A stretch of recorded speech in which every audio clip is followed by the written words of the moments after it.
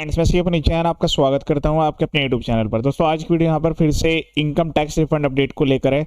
Income tax की site पर अब यहां जो स्टेटस है उसको अपडेट कर दिया गया है। काफ़ी सारी आईटीआर जो है वो प्रोसेसिंग हो रही है। कुछ ऐसी आईटीआर है जो कि आईटीआर 1 के केस ज़्यादा हैं और आईटीआर 4 वाले जो कि यहाँ पर तुरंत प्रोसेसिंग यहाँ पर कंप्लीट की जा रही है। रिफंड है वो भी डायरेक्टली अकाउंट में क्रेडिट हो रहे हैं। तो अभी जब मैं यहाँ पर वीडियो रिकॉर्ड कर रहा हूँ, ये जो डाटा है 16 जुलाई 2026 तक का है। इसमें जो टोटल नंबर ऑफ आईटीआर जो अभी तक फाइल्ड हो रखी है वो यहाँ पर 2,45,25,716 है। इसमें से कुछ ऐसी रिटर्न्स ऐसी है जो अभी यहाँ पर जो है वेरीफाई नहीं की गई है, क्योंकि दोनों यहाँ मैच होना जरूरी है। लेकिन काफ़ी पर्सन ऐसे हैं जो कि आईटीआर भर के छोड़ देते हैं और ई वेरीफाई नहीं करते, तो आईटीआर का वेरिफिकेशन भी जरूरी है।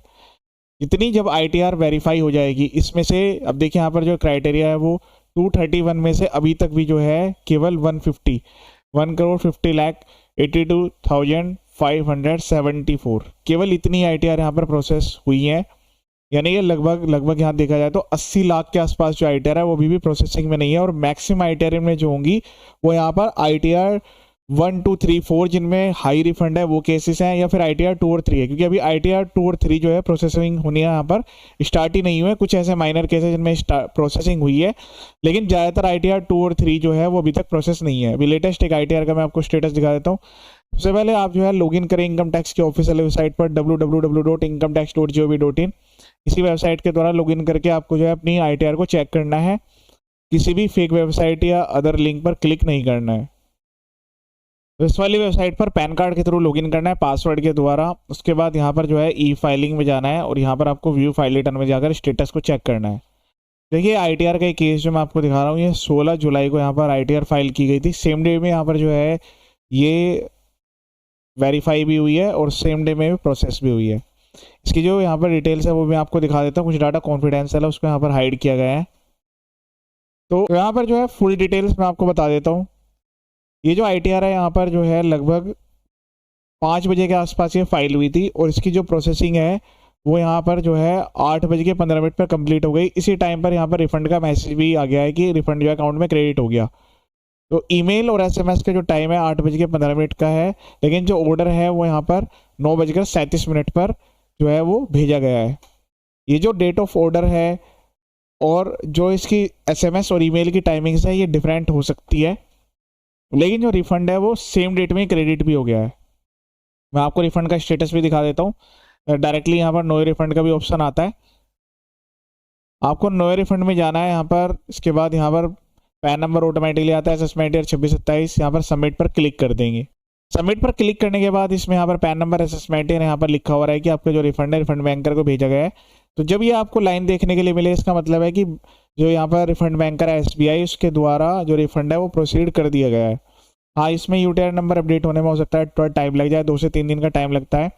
लेकिन अगर ये किसी भी केस में अगर फेल्ड हो जाता है तो फिर आपको जो है दोबारा से रीअप्लाई करना है, या फिर हो सकता है कि आप जो है दोबारा से आईटीआर को रिवाइज करें। रिफंड फेल होने के भी काफ़ी सारे रीजन्स हो सकते हैं। सबसे पहले मैं आपको बैंक अकाउंट का स्टेटस चेक करा देता हूँ। तो इस केस में जो है बैंक अकाउंट माई प्रोफाइल में आपको जाना है। उसके बाद यहाँ पर माई बैंक अकाउंट पर क्लिक करना है। क्लिक करने के बाद देखिए यहाँ पर बैंक का स्टेटस आपको दिख रहा होगा। इसमें एक ही बैंक अकाउंट यहाँ पर ऐड है। बैंक अकाउंट का स्टेटस कुछ इस तरीके से है, क्योंकि जो आपका वैलिडेशन है वो तो सक्सेसफुल हो रखा है, validated and eligible for refund. Email ID mobile number यहाँ पर वेरीफाइड नहीं है। इसका मतलब है जो ईमेल आईडी मोबाइल नंबर है वो आपकी जो बैंक है वहाँ पर अलग है और इनकम टैक्स में अलग दिए गए हैं। आपके जो भी बैंक अकाउंट्स है प्रॉपर ऐड होना जरूरी है, और जितने बैंक अकाउंट है सबको यहाँ पर ऐड आपको जरूर करना है। यहाँ पर ऐड का ऑप्शन दिया रहता है, यहाँ पर ऐड पर क्लिक करेंगे और उसके बाद जितने बैंक अकाउंट्स है वो सब आपको ऐड करने हैं। बेटर तो ये है कि आप बैंक में भी वही ईमेल आईडी मोबाइल नंबर रखें जो यहाँ पर पोर्टल पर रखे हुए हैं, और अगर बैंक में अलग है यहाँ पर अलग है तो माई प्रोफाइल में जाकर अपडेट कर दीजिएगा। क्योंकि अगर एक बैंक में वो यहाँ पर प्रोसीड नहीं हो पाता है तो दोबारा से रीइनिशिएट होता है, वो सेकंड बैंक में भी क्रेडिट हो सकता है। अब रिफंड फेल होने का पहला रीजन तो यही है कि भाई आपका जो है नेम मिसमैच है, आईएफएससी कोड मिसमैच है। तो यहाँ पर 3 डॉट्स पर क्लिक करके आप उसको रिवैलिडेट कर दीजिएगा। रिवैलिडेशन में क्या होता है कि ये पेज फिर से रिफ्रेश होगा, मतलब आप रिवैलिडेट करेंगे, आपके ईमेल आईडी मोबाइल नंबर उस पर ओटीपी जाएंगे, फिर आधार का ओटीपी आपको वेरीफाई करना होगा। बैंक दोबारा से ऐड हो जाएगा। इसी पेज को रिफ्रेश करेंगे तो यहाँ पर आपको दोबारा दिखेगा।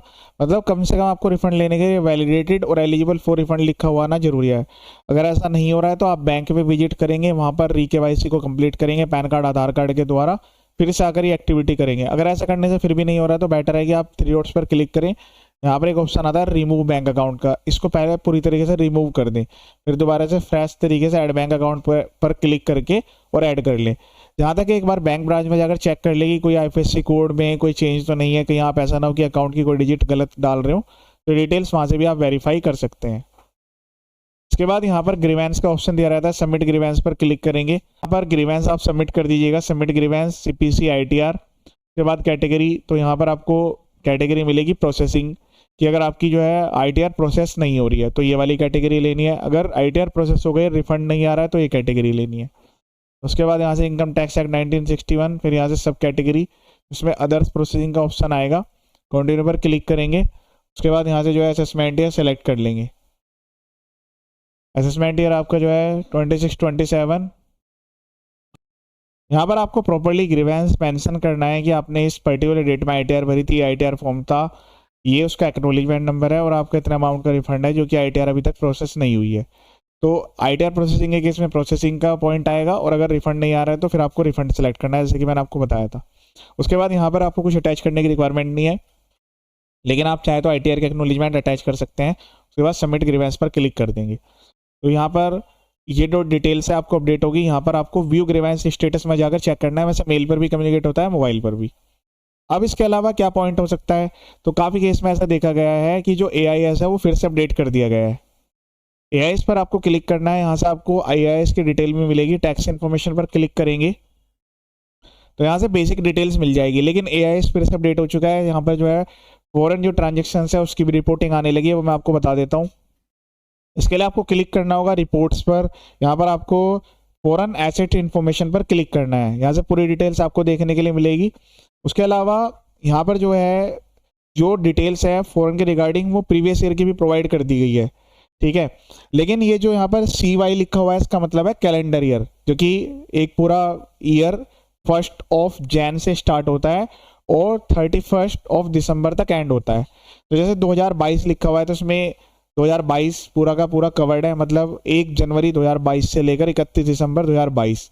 सिमिलर इसी तरीके से 23 की डिटेल है, 24 की डिटेल है। तो इस पर क्लिक कर करके पूरी डिटेल्स को एक बार डाउनलोड करके देख लीजिएगा कि आपकी कोई यहाँ पर फॉरेन एसेट्स के रिगार्डिंग जो ट्रांजेक्शन्स हैं, इनकम्स है, कोई एसेट्स आप होल्ड कर रहे हैं तो वो यहाँ पर डिटेल अपडेट तो नहीं हो गई। पुराने सालों की भी डिटेल आ रही है और करंट ईयर की डिटेल आपको जल्दी यहाँ पर देखने के लिए मिलेगी। उसके हिसाब से आप अपने ITR को भी अपडेट कर सकते हैं। तो क्या हुआ होगा कि कुछ पर्सन ने अपनी ITR को गलत फाइल कर दिया होगा, क्योंकि जो आपकी फॉरेन एसेट्स या फॉरेन इनकम का स्केड्यूल है वो आपका ITR 2 और 3 में आता है, ITR 1 और 4 में स्केड्यूल नहीं है। तो इसकी वजह से भी जो आपकी ITR है वो यहाँ पर होल्ड पे जा सकती है। ऐसा कोई मैंडेटरी क्राइटेरिया नहीं है, लेकिन अगर आपकी ITR प्रोसेस भी हो जाती है और आपने डिटेल्स हाइड कर लिया, प्रॉपर रिपोर्ट नहीं की, तो इसके रिगार्डिंग काफ़ी हाई पेनल्टीज के भी प्रोविजन है इनकम टैक्स में। तो अभी भी आपके पास टाइम है कि रिवाइज करके सही तरीके से ITR को फाइल कर दें।